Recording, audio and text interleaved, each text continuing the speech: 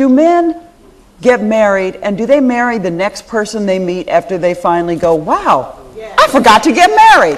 They've been with somebody who's been wonderful for years and years and years, that could be their soulmate, and they just weren't ready. And then one day it seems like they're ready, and the next thing that crosses their path, that's who they marry. I've heard that, but I don't My girlfriend Rita Jones calls her, she's a boot camp training heifer. That's what she is. You go through boot camp with me, and then you decide, I've got to put in all the work, then you break up, and then all of a sudden you go get married. Is that true? It wasn't true in my case. I wanted to get myself together, and so that whoever I was going to partner with, I'd be a good partner to them. So it wasn't about, I just made so many mistakes, so many bad choices, and I allowed myself to be chosen by women that weren't going to encourage me. I just made some bad choices. So I really, no, not to me, not when I got married. No, it wasn't me. Hill? I think it's true for some men, and this is how and why. I think that some men get to a point, a maturity level, and they realize that the way they've been thinking all along, about I got to get here, then add this person, was wrong. So it clicks in them, and they realize, well, nobody I've ever dated is perfect.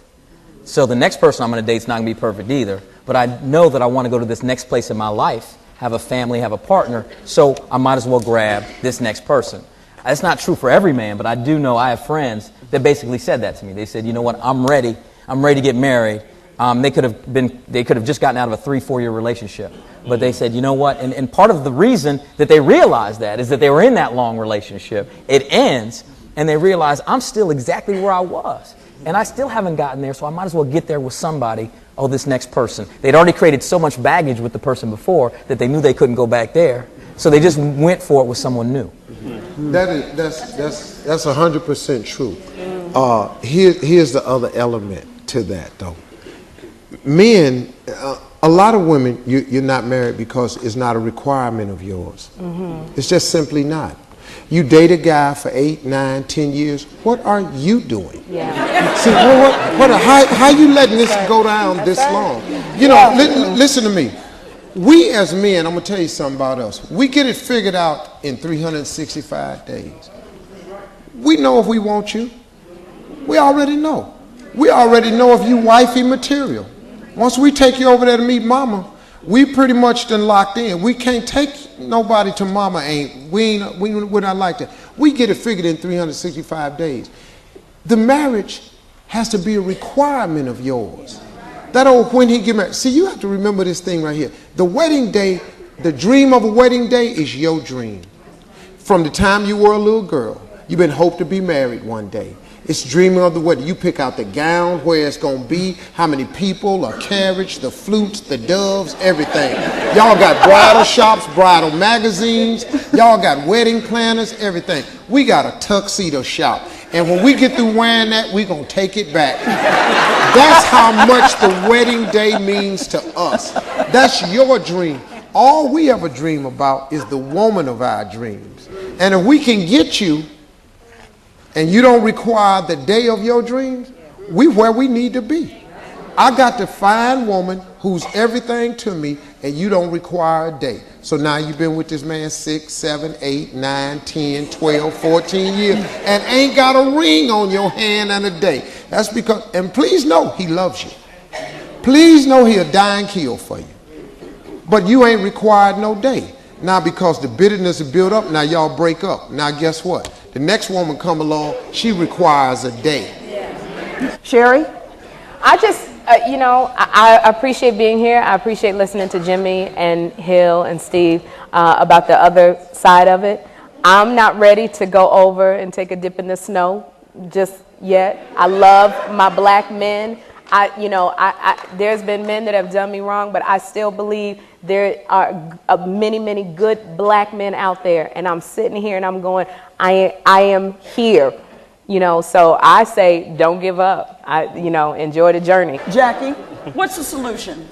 Well, I don't know what the solution is. And that was part of the reason that I wanted to be here, because I think that one of the biggest problems that we're having with relationships with black men and black women is a lack of communication. I think Hill said it right off the bat.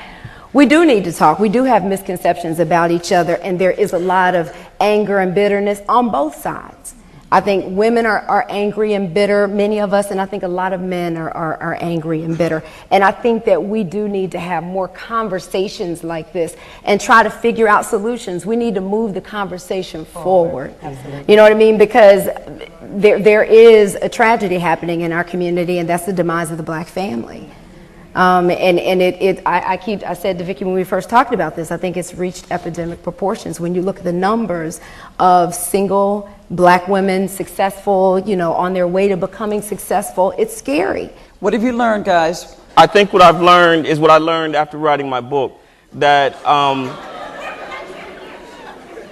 that it's important to listen, and it's also important to be willing to be free and talk. And we talking about, he was talking about baggage. I think you have to be with a partner who you're willing, that you trust enough. The two of you can sit and unload each other's baggage and help each other heal, as opposed to just trotting this baggage around on your backs, because this is weight on the relationship.